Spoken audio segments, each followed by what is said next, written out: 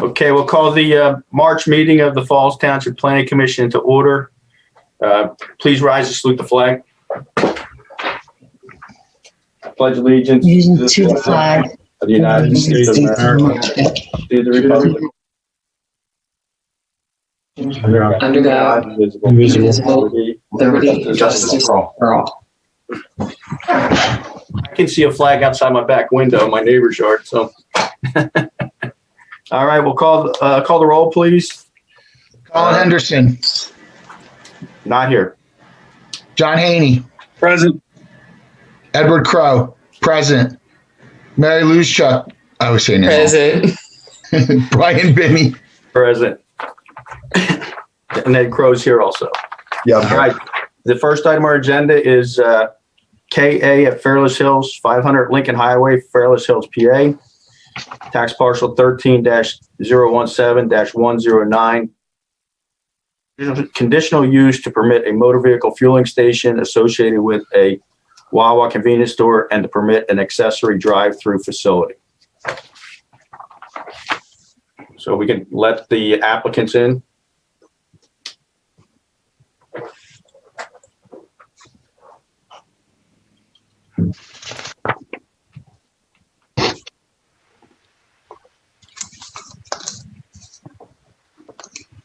The applicants are in. That's it. Yeah. Here we are. Good evening, everyone. Good evening. Hello.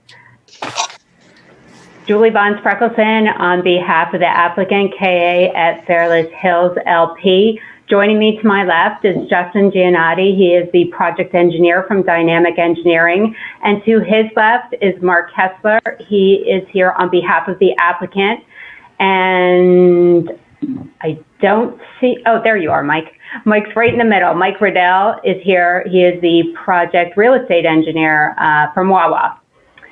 So I thought I'd start by giving just a real brief recap of where we have been since we were last before you, because we were here August 2020. And at that time, you may recall that we were before you with a subdivision and a rezoning application. And that was to allow a 2.04 acre minor subdivision from the lot that was 15.3 acres. And that was at 500 Lincoln Highway at its intersection with Arlene's Avenue. We also sought, in addition to that subdivision, a rezoning of that subdivided parcel from SC district to the HC district. And after reviewing these applications with you, you made a lot of great comments, a lot of design comments, and we did incorporate your comments as we moved forward. And then we went before the Board of Supervisors in October of that year, and they granted the subdivision and the rezoning approval. So from there, we had to move on to the Zoning Hearing Board. We still needed some dimensional variances for both the subdivided parcel as well as the remaining parcel. So in December, we went before the Zoning Hearing Board for these dimensional variances, which were granted. Just real quickly, I'll run through what they were. There was an impervious coverage variance, a parking setback from the lot line variance, location of the fuel pump in the front yard, to permit trash facilities outside of the building, to permit less than 500 feet between motor vehicle fueling stations, to permit air pumps less than 50 feet from the ultimate right-of-way, and to not provide cluster plantings between parking areas and lot lines or street lines. And in addition thereto, we had a couple of sign variances. So they were all granted by the Zoning Hearing Board in December. Thereafter, we then submitted our conditional use application for the motor vehicle service station use.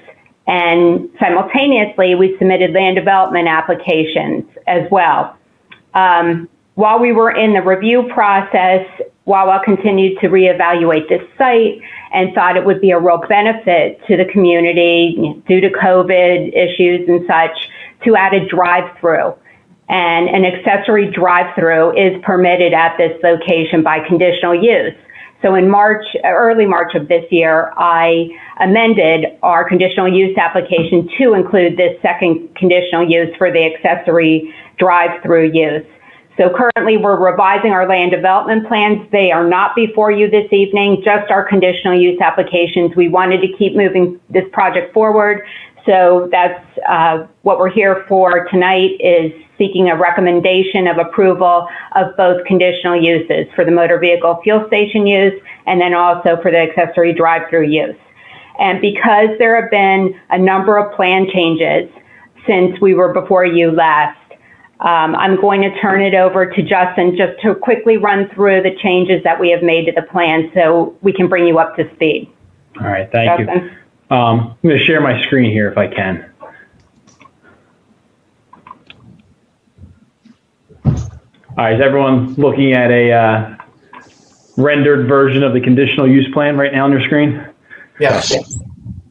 Okay, so when we were before you last in August, the plan was for a more conventional Wawa without the drive-through. So I want to walk you through a couple of the plan changes and also discuss some of the suggestions you guys had for design changes of the site from a layout standpoint and traffic safety, and show you how we addressed them. The first item that changed that I would call your attention to was through our dealings with PennDOT to date, they have requested that this access point off of Lincoln Highway be changed from a right in, right out, which we had originally, to just a right in access driveway. They were concerned about the traffic coming out into Lincoln this close to the light, so we agreed, closed off the right out movement and just have a right in. They also requested that we have a full turn lane, a designated turn lane, to access our lanes and to access for stacking into the site, which we also provided as well. It was also a suggestion of the Planning Commission to close off a number. If you remember the way this shopping center looked, every single one of these drive aisles opened into this main drive aisle. So it was a request that we close off at least the first couple to prevent that crossing of traffic that close to an intersection. Now, two things. Obviously, we got rid of the right out movement, so the traffic's only moving one way, which was a benefit. But we did create this boulevard effect by creating an island to separate the Wawa from the existing shopping center to remain. In addition, there was also a comment that we were originally pursuing a variance to have the Wawa within, it was about 79 feet off of our lanes where 100 feet's permitted or required. We pushed that Wawa over to that 100-foot mark so that we didn't require that variance and we didn't request that variance. So we increased a lot of the vegetation around the whole entire site. I mean, this, in the existing condition, I can switch to the aerial in a minute. This is paved out to almost the street. We're adding a lot of green space, a lot of landscaping all the way around. Building is compliant for front yard setbacks. We satisfy that requirement. Now, as Julie mentioned, in March, Wawa reevaluated the store, looked into doing this as a drive-through to enhance customer convenience, to give, obviously with COVID and the way things have changed, the drive-through is going to be an added level of customer convenience to Wawa's customer. So what you're seeing on the plan now is a number of changes, obviously, to allow for this to be a drive-through. We have 2 stacking lanes at the rear of the store. This provides at least 15 cars of stacking, where 6 is permitted by conditional use. So we're adding additional stacking. The stacking length is increased. We're required to have about 132. We're providing 189 linear feet of stacking here. The cars will then stack. There's 2 order points that merge into one drive-through and one pickup window. And we are providing a full bypass lane to allow cars to exit the drive-through if they don't, for whatever reason they may have. The original plan was more of a conventional Wawa where you saw parking all around the perimeter of the store. Obviously, we had to kill the parking along the one side of the store to allow this drive-through to function with a pickup window. And also the trash enclosure was originally proposed as a remote enclosure.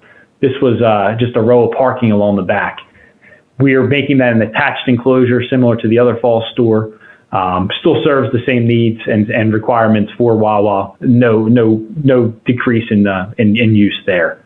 One more thing to call attention to: this full access driveway was originally on the Wawa lease parcel.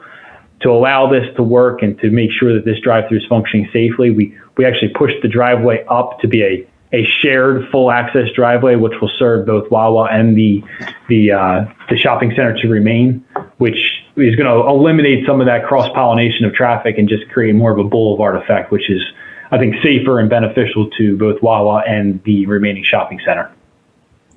I believe that summarizes the majority of the changes. Other than that, we believe we addressed a number of all of your comments from that August meeting. So at this point, if you have any questions, we're happy to answer them, or we can go right into Joe Jones' review letter dated March 17th. Is there any questions from the board at this point? Yeah, I have one. Being that you're going to be using for it looks like almost all of your traffic exiting, because on your directionals it doesn't look like you have any exit except to go through the parcels next door. So I'm would have to assume you got permission to do that with them? Correct. So both parcels are going to be owned by KA of Fairless. They're going to be leasing it to Wawa. So we will have cross-access agreements in place to allow the crossing of traffic as you see it on this plan. Correct. Okay. It was my misunderstanding. I thought that you were subdividing it and it was going to be a purchase, not that it was a subdivision to be used differently. Okay. Correct. Okay. So I have one question. Is that whole parking lot going to get redone with the traffic going in and out? I mean, honestly, I live right by it, use it every day almost, and it's a crater field. Is there, I mean, you can see from some of the drawings that you can see some of the patch jobs that are there now. Are we looking to remediate most of the parking lot since that'll be an exit way? Correct. So there's the whole parking lot will be repaired, but for the most part, it's going to actually be rebuilt. So that the existing, and if I go to the area exhibit, to the existing building is right in the middle of the subdivision line as it stands. Yep. So as you know, the Wawa parcel is going to be completely rebuilding this property and is going to be transitioning to get that grading back down. So where you see a lot of the craters, they'll be repaired, and this whole parcel itself is going to be a completely new pavement section. Okay.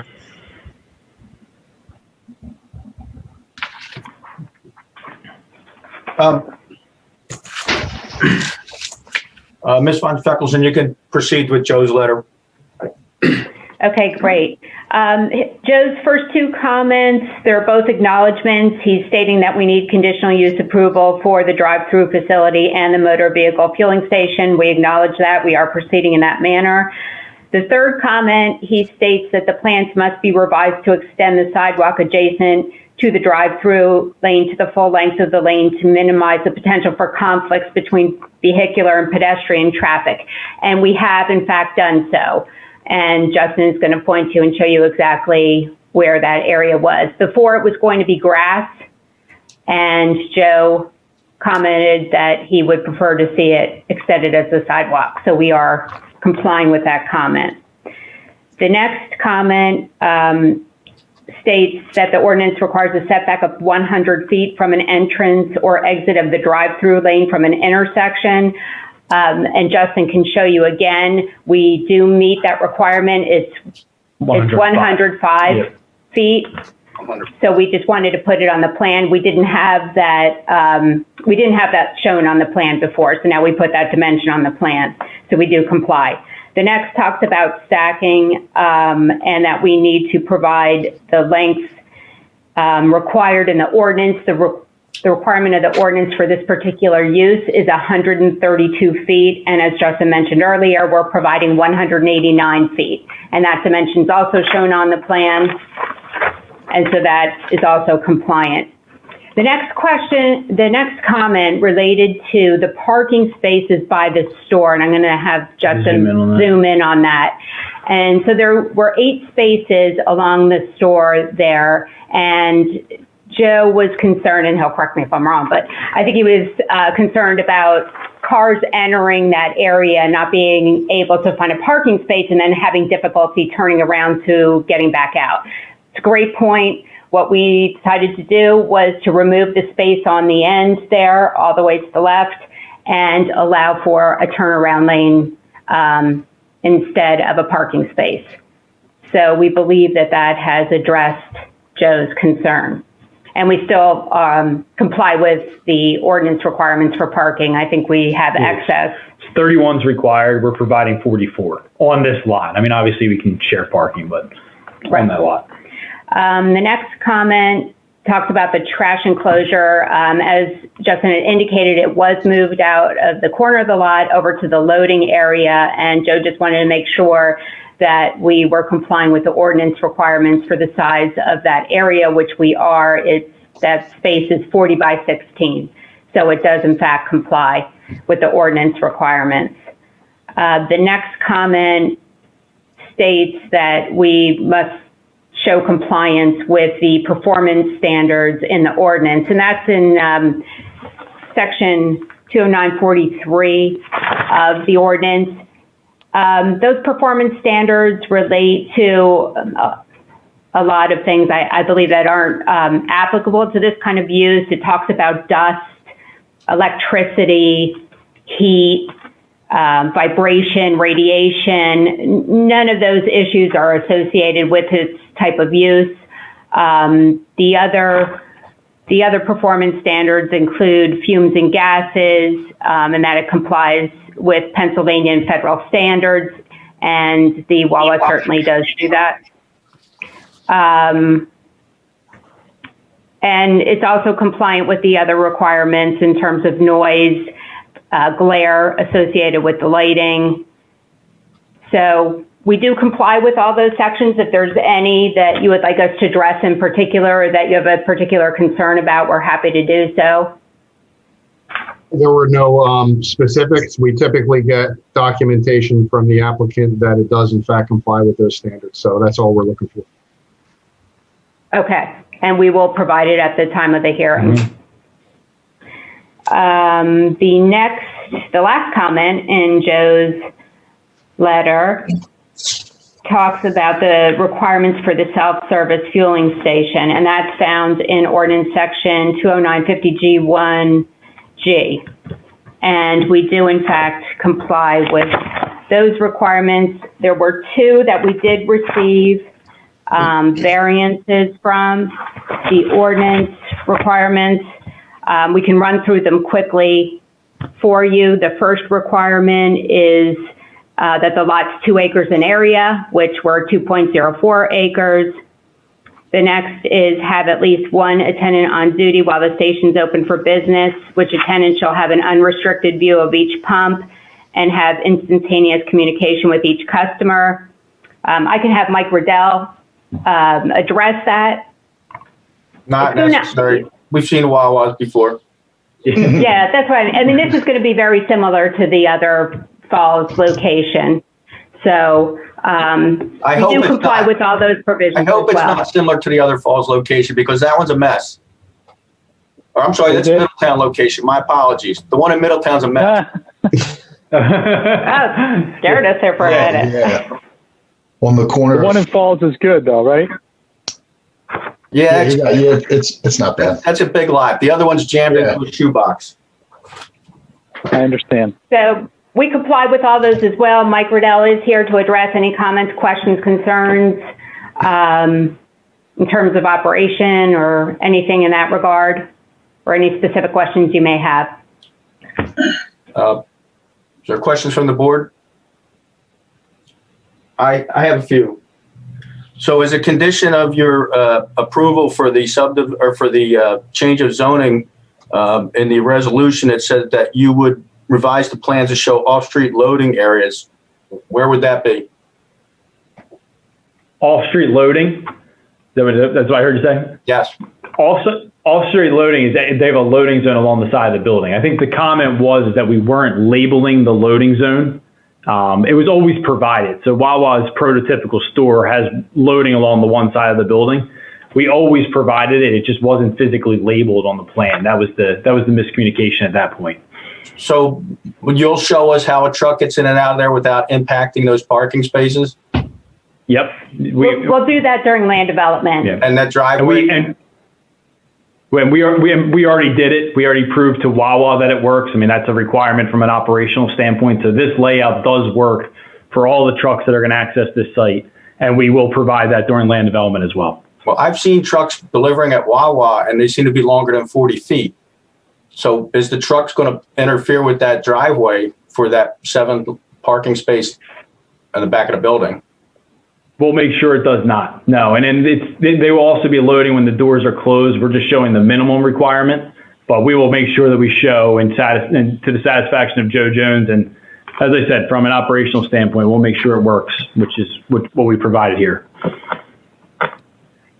One of my pet peeves is these stacking lanes. So there's several locations around this township where cars back out into the roads. 2 of them are across the street from this Wawa, the Dunkin' Donuts and the car wash, all back out into a roadway. If you drive down Trenton Road, I don't know if you're familiar with Trenton Road or Woodburn Road, there's a Dunkin' Donuts there, and any given time of the day, there's 6 cars parked in Trenton Road waiting to get in there. So I believe the stacking lane starts at the box where you order. So I think there should be 6 cars from that ordering point to stack. And I think there should be 6 cars for each lane. The Burger King right up the corner from my house here is a newly installed Burger King, and I see them stacking outside into the parking lot and the driveways, and they have a similar installation as this. So I personally don't feel that this is adequate. I think you're going to have cars out into that driveway. And I'm not a fan of this. I still wish there was more of those openings closed off on the right-hand side. To your first point, so the stacking lane is based on per window. So, I mean, I know we have 1 window, we have 2 order points, which does separate the stacking, which allows the line to move a little bit smoother. Your ordinance only requires 6 stacking spaces. We're providing 15. So, and then also the reason why the stacking lanes is so far back from the intersection is just that reason. We don't want, I mean, this is not going to be a Chick-fil-A. Wawa does not do the drive-through business of a Chick-fil-A. It's a customer convenience thing. Customers can still get their orders picked up at the fuel pump, any parking space, delivered to their car. There's a number of other opportunities in addition to going into the store. So just because you see drive-through, don't look at this as a Chick-fil-A. It's not going to operate from that standpoint. But we did put the stacking lane so far away from that intersection for that point so that the stacking, if it does occur, it's internal and it's not messing up with your road systems. What's going to mess up your flow of traffic through the site if it backs out into that driveway, and if people are stacking in that driveway waiting to turn left to get into there, then how people aren't going to be able to exit. So, I mean, personally, I'm not a fan of it. I'm not a fan of the congestion at the exit of the driveway the drive-through with those cars coming in to the right, and you're directing the cars around the side of the building. No right, you're making them turn left, which makes them have to cross. I just think it's too congested there. I personally don't like it like that. That's just me. Also, you show a propane kiosk and an ice machine. Did you receive a variance for outside displays?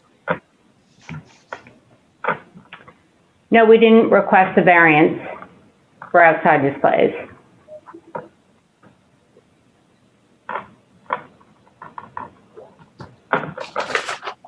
Oh. All right, that's all I have, but I would like some of those other drive aisles closed.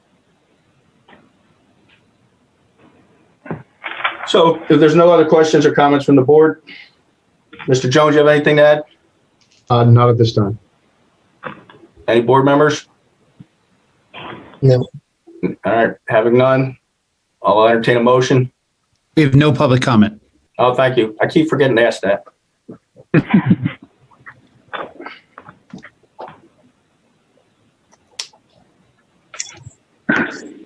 If someone would like to make a motion up.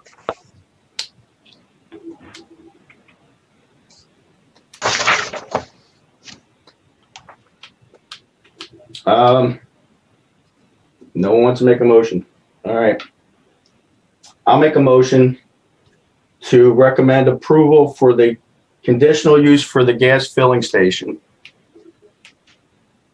And recommend denial for the drive-through as it currently configured. I second that motion. Yeah. Poll the board, please. Edward Crowe, yes. Mary Liz Shuck, Yes. John Henney, Yes. Brian Binney. Yes. Hey, thank you, everybody. Thank you for your time. Have a good evening. You too. Good night. Good. All right.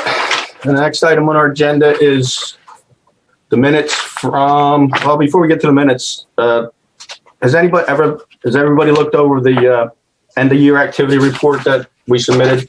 This is a requirement that is in the municipal planning code that we're supposed to, or I guess I'm supposed to, the chairperson is supposed to write this report, but Diane really writes it. And it's just a summary of what we've gone through a year. You all got good memories. You probably remember all that. So then we'll go through the approval of the minutes for February 23rd. Is there a motion to approve? I make a motion. I'll second. Okay. Second by Mary. All in favor? Aye. Aye opposed? Okay. I think, is there a motion to adjourn? I'll make that So motion. moved. All in favor? Aye. Aye. Hey, all right, we're adjourned. Are we done recording?